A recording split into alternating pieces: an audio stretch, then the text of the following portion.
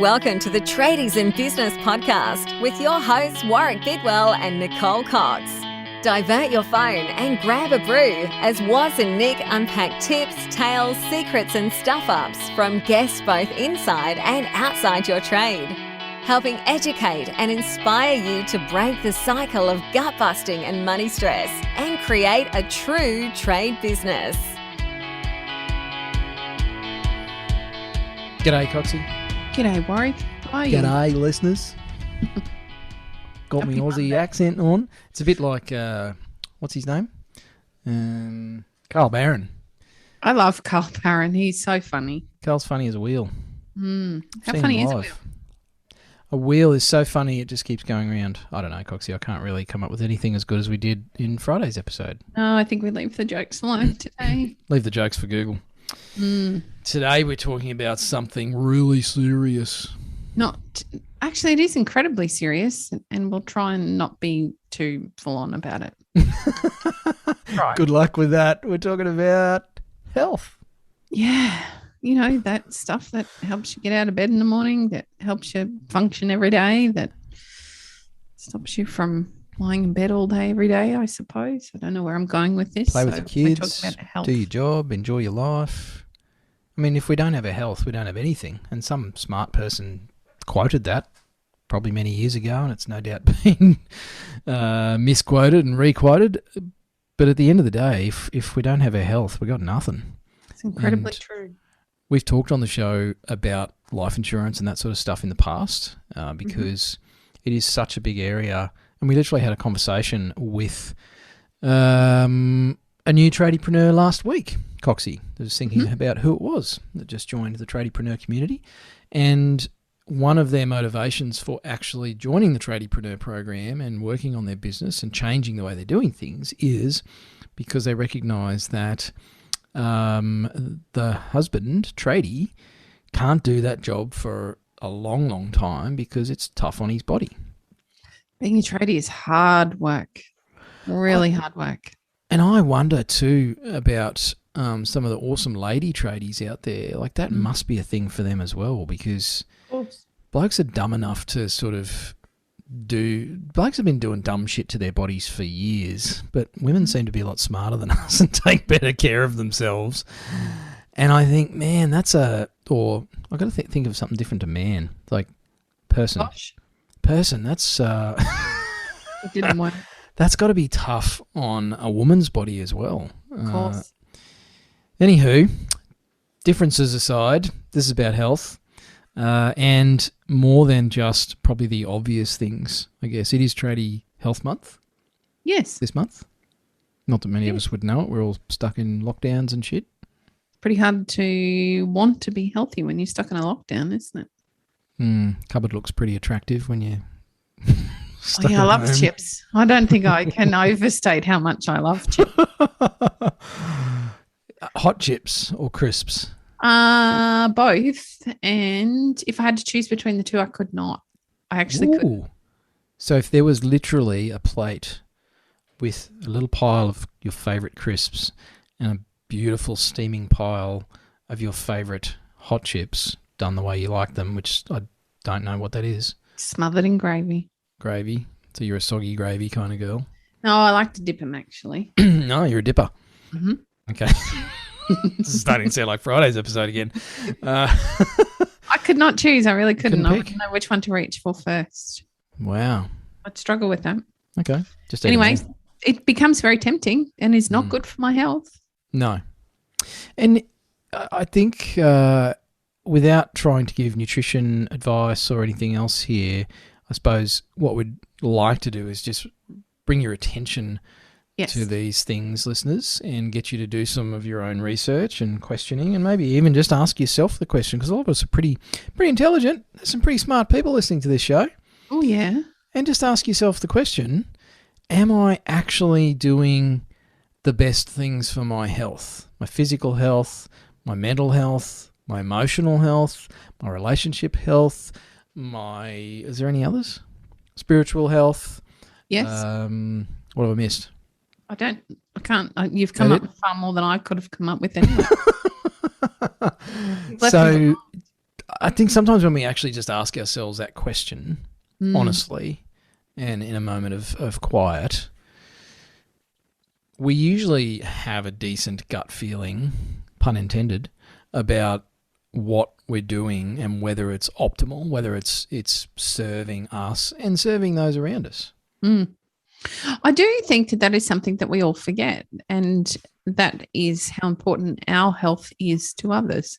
We tend to think about it, well, either not think about it at all or think about it quite selfishly, that it's my health and I can do with it as I please. And yet those decisions impact your entire family and your friends. Absolutely.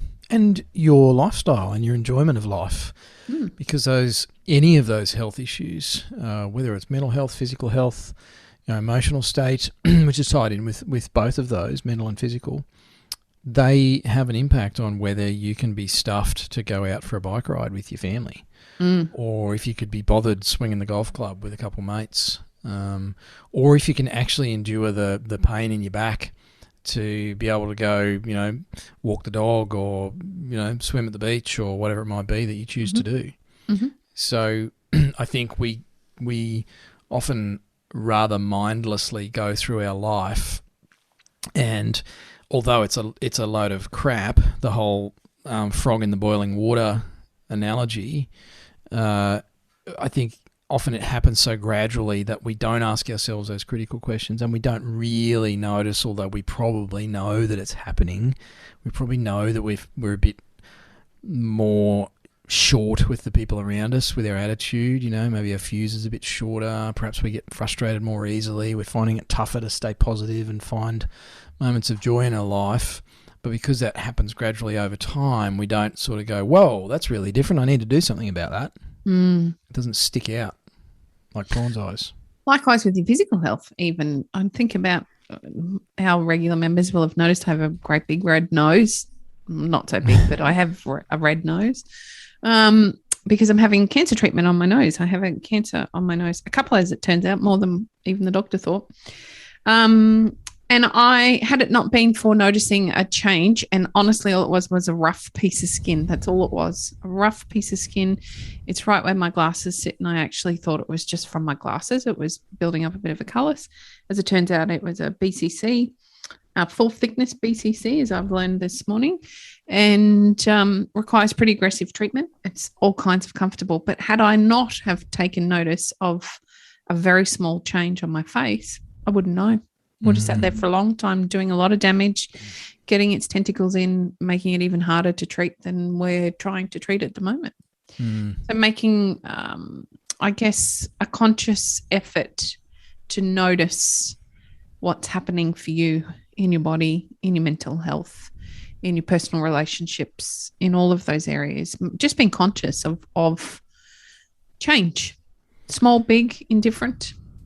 Yeah, and I reckon, Coxie, that I can easily, listeners as well, get your groans ready. I could easily circle back like the great grey shark and segue into the fact that this is about taking responsibility and ownership.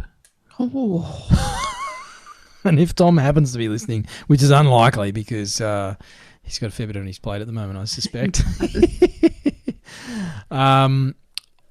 It really is about taking responsibility for our own state of health and not blaming the fast food place on the corner or our family or our lack of understanding. I mean, it's our health. Actually, it's your health, listener. Sitting there, standing there, driving there, whatever you're doing, it's your health. It belongs to you, nobody else. And unfortunately, I've seen over the years a lot of people abrogate responsibility for their own health and well-being to others, whether that's their doctor or their naturopath or their spouse or just, capitalist food companies that are out there to make money out of you, and not educate yourself about what's actually best for you and what serves you and therefore what serves your family. So many of our listeners are family people. Husbands, wives, sons, daughters. We all have family that matter to us and friends that matter to us. And I think for me, a big motivator over the years has been, among other things, my daughter. I'm a slightly older dad. Slightly. Get stuffed, Coxie. And so a big motivator for me is I didn't want my daughter to actually miss out on any of the cool stuff or fun stuff that she wants to do because her dad's, carrying a bit around the middle and maybe not got the energy or the vitality, or I'm a bit stiff or rickety, or maybe my back's buggered or whatever it is. So as largely an office worker, I've got to be careful about how much I sit and how easy it is for me to just go to the fridge and the cupboard because it's next to my office. And next minute I've got 10 kilos on, and then I've got other health issues creeping in, and then my mood's a bit different. And so I've been really conscious of that over the years, and I probably have a different problem where I tend to bang my body up by doing stupid shit and thinking I'm still 21. I was going to point that out.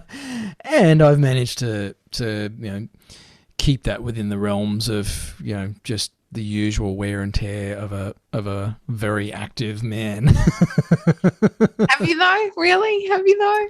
Well, I've got mates who have done some pretty serious damage to their bodies, so I'm just going to compare myself to them because I feel better about my choices. I understand.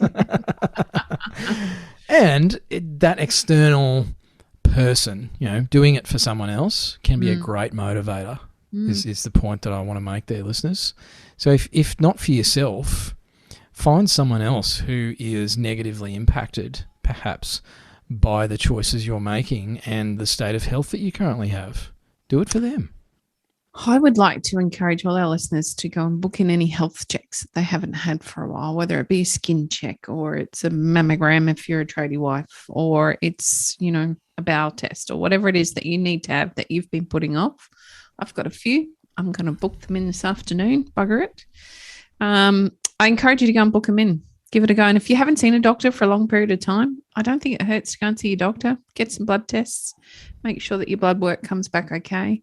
Do things preventatively instead of leaving it to the last minute and then having to treat things.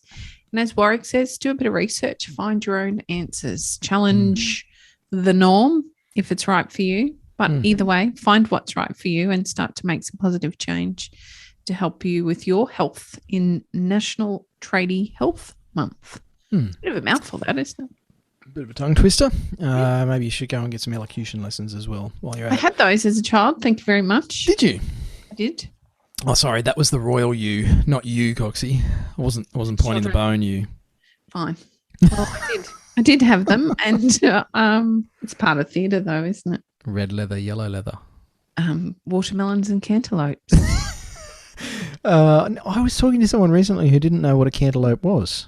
Oh, really? Yeah, I can't remember where or whom, and it doesn't really matter. No. And I thought, wow, isn't that interesting?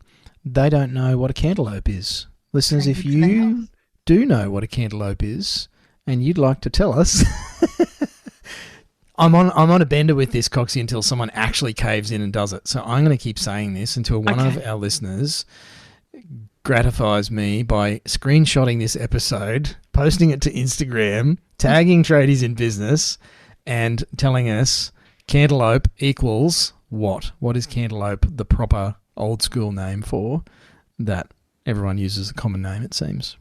Bonus points if you know what a courgette is or an aubergine. Hey, the triple threat. Yep. If you know all three, I'm sending you some merch. There we go. So screenshot the episode, stick it on your Insta feed, tag Tradies in Business is a very important part of that. Tag Tradies in Business at Tradies in Business so we know that you've done it, and tell us what a courgette, an aubergine, and a cantaloupe are, and we'll send you some Tradies in Business merch. For the first one. Absolutely. Otherwise we'll get 50. First one we see. There you go. Thanks for clarifying, Coxie. Idiot, Warwick. And take care of your health. Go educate yourself. Ask some better questions. Go stand in the mirror with your kid off and just ask yourself, are you in the best shape you could be in right now? I wish we were back at Friday. I've got the best joke. I'm going to let it go. Thanks for listening, listeners, because that's what you do. You listen as a listener. and we'll be back in your ear holes with probably something way more structured in the next day or two. Thanks for listening. Hooroo. You've been listening to the Tradies in Business podcast with Warwick Bidwell and Nicole Cox. Find out more about today's guest, tools for your trade business, and other cool stuff at tradiesinbusiness.com.au.